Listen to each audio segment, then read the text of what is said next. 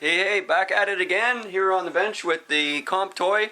And today we're going to talk about some of the drivetrain components I'm going to put in, and we're going to talk about getting the tube work that I'm doing attached to the chassis. And I made a couple of chassis changes too, which I need to highlight, so we're going to kind of go over those things today. And let's first start off with something that seems like so simple, but on the body color, which used to be kind of an off-white, sort of basic off-white kind of color. It was not finished paint, but definitely was painted. I dusted the whole body with flat camo green. Basically, I just put dust on it because it shows up better in a video. That's it. Sounds really weird, except that when you get rid of that glare from the pure white, then it just seems to show up better. So all I did was put the smallest amount of dust on it. Yeah, anyway, there you go. It's definitely not much color, but it changes the way that the camera picks up the glare off the body. So, did that. Now, there's a couple of changes. Some of you guys who have been following the series might already have seen this, but, excuse me. You take a look here. I've actually got one of the chassis holes forward on the leaf now, forward of the leaf, so that's kind of weird. But what I actually ended up doing was I came to realize that I wanted to shift the entire drivetrain and everything backwards, poke the chassis out forward, because I want to be able to put a cross member in the front here. I want to be able to put a cross member in the front and bolt that on, so I can use this as a uber strong winch plate mount.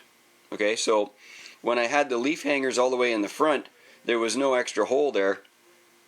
So just because of the way that CMAX is, there's you can see the holes all along the chassis there. I mean, it's literally so easy to adjust the wheelbase or the chassis position on this truck. It was just a bunch of screws. So what I ended up doing was I took out the hangers here and I took out the cross member screws, and I just shifted everything back one hole. Same with the front. I took all the front hangers off and I shifted them all back one hole. I mean, that's all I had to do. So seems pretty simple, but at the end of the day, it achieves what I wanted, which was to get some kind of a solid winch mount in the front here. And when I get this installed, you can see that the approach angle is still, I mean, the approach angle is insane. So even if I have a piece of tube in the front there, there's no problem with approach angle. So I made the frame adjustment, and then I'm trying to get all of this stuff done in my head before I actually end up doing the mounts. And the reason that that's kind of important is because I don't want to end up putting mounts on the chassis for the tube work and then finding out that, oh, I've already got the tube mounted and it's all the brackets are done and they all fit the frame perfect, and then I'm going to have to move stuff. So I don't want to do that then. I'd rather move it all now. There's another benefit that I came across to having moved the frame, which is the steering bar.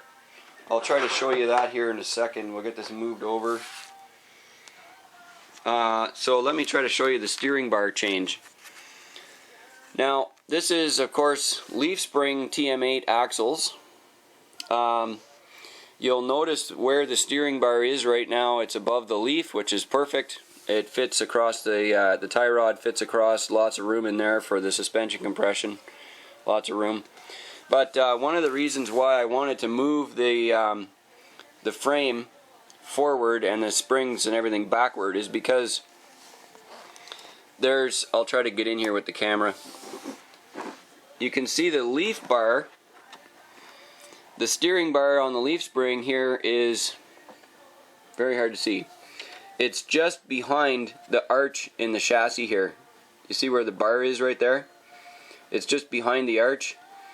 The reason I wanted to do that is because when the bar was ahead one hole worth, it was actually right here.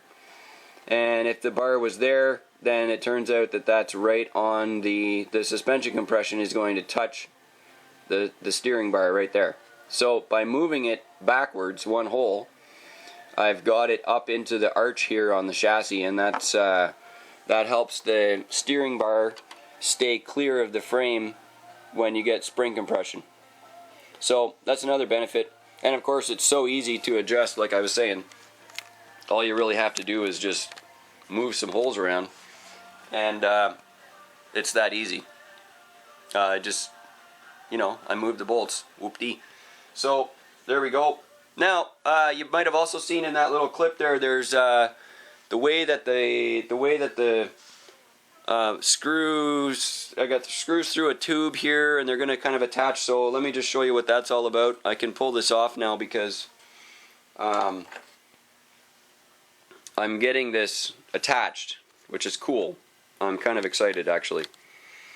Now I've got this bar here. This is going to be one of the attachment tubes that sets it into the chassis. So this is mounted here right behind the spring, and what I did was I took a piece of tube,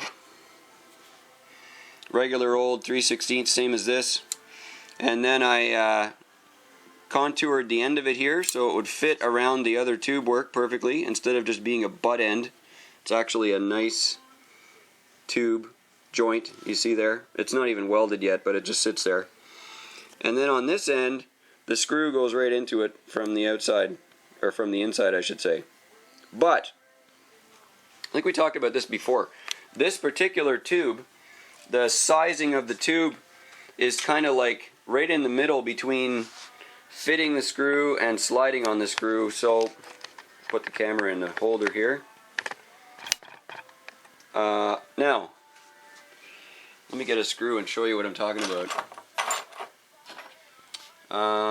M3 screw. Let me see. There we go.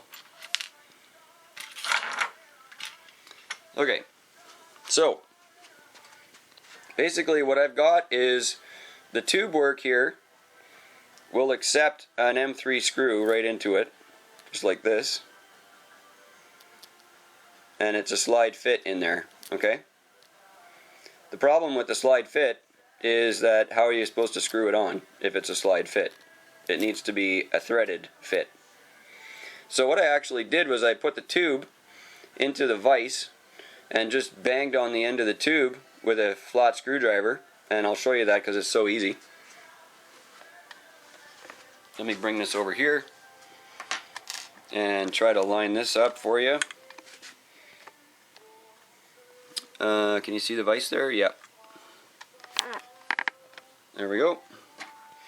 So, if in fact your screw, your M3 screw is loose in your particular tube, then here's how you fix that. Okay? Basically, all you got to do is get a nice solid vise and set the jaws so that it's not completely squished. It's just kind of half squished, and it's got some support under it.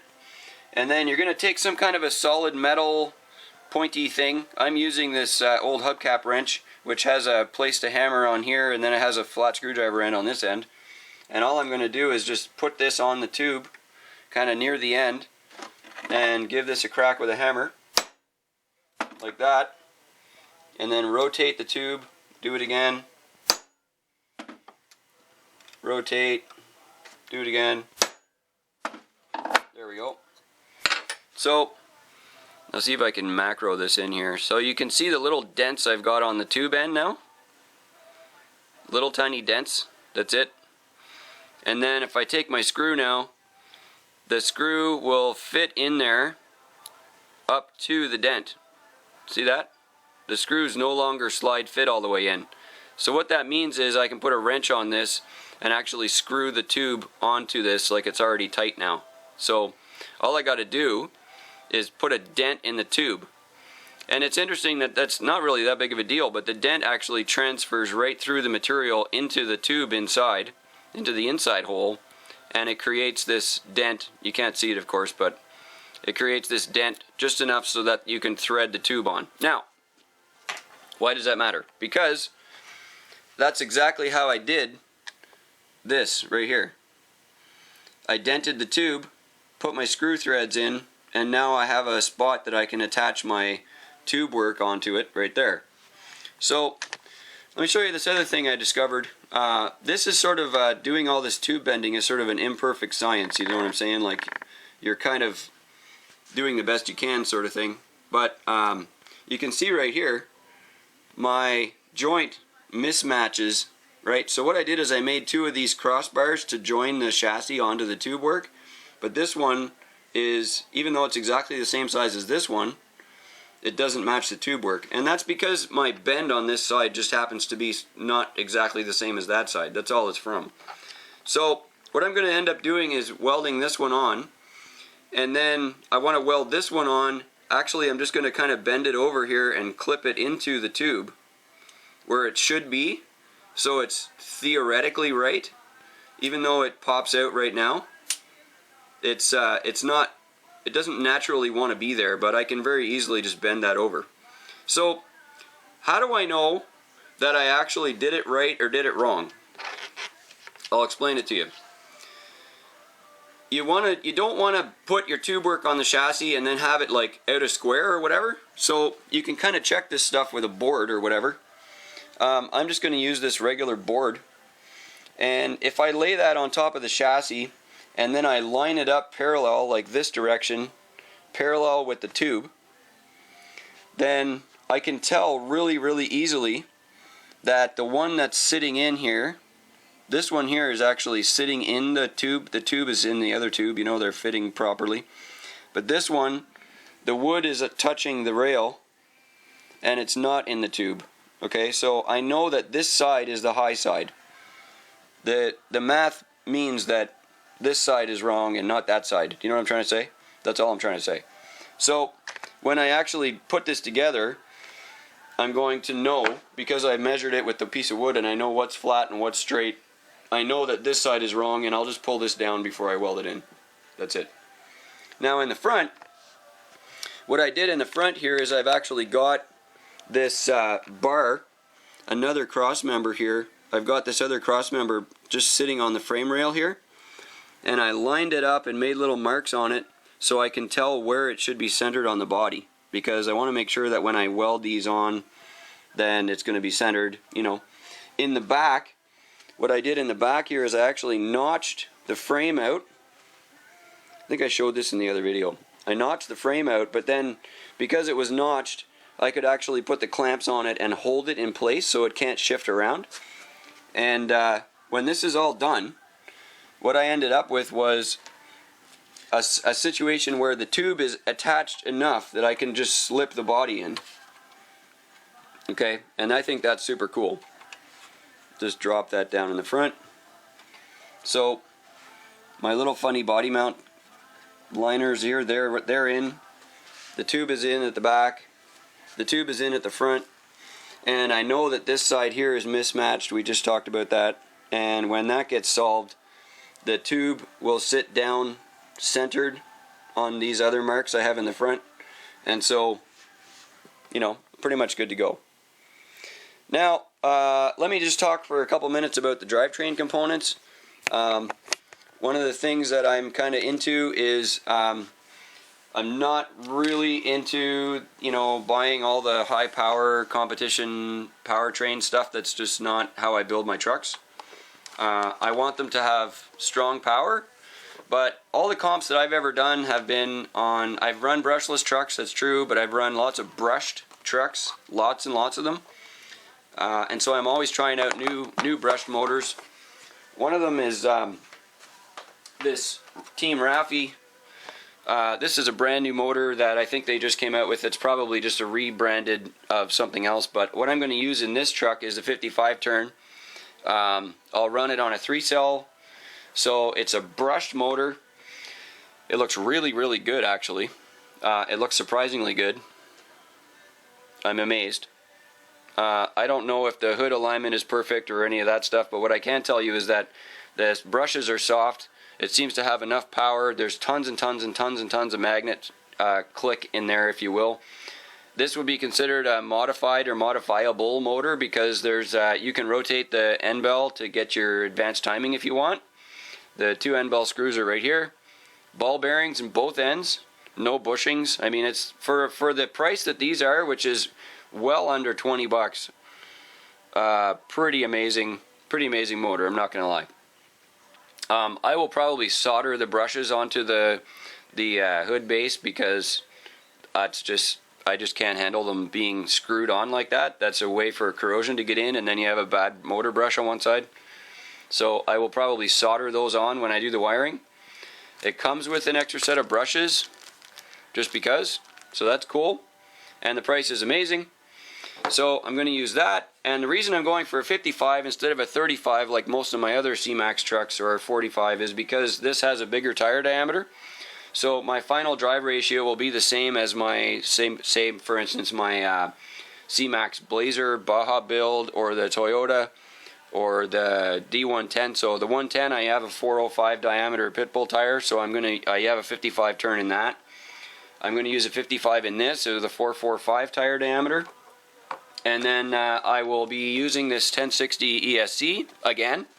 I think we have these in almost every truck in the shop now. These are amazing. This is not a rebranded or a Dynamite or whatever. They're not all the same, okay? The internal programming is not all the same. They look the same, but they're not the same. So the 1060 is the original hobby wing. This is the original manufacturer. They're very inexpensive. They're almost the same price as this little tiny motor. They come with a Beck, which works good enough for most applications, especially for my low power servos. But the good news is it has a crawler mode. You just pull out this brick here, the little, it's like a jumper. If you pull the jumper out for the motor mode, you could actually get it to go into forward, full brake, reverse. Simple crawler mode, just by pulling that out. And then it has a jumper for LiPo or nickel. Pretty easy. And the nice thing about these is that even for the low price that these are, they come with a waterproof switch, a waterproof ESC, motor plugs to fit onto most sort of RTR style motors. They just plug right in if you want.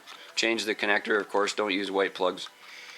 And waterproof, and it comes with extra heat shrink and stuff, so you can pretty much put these together in a truck with almost no extra stuff. Just change the battery plug and you're going.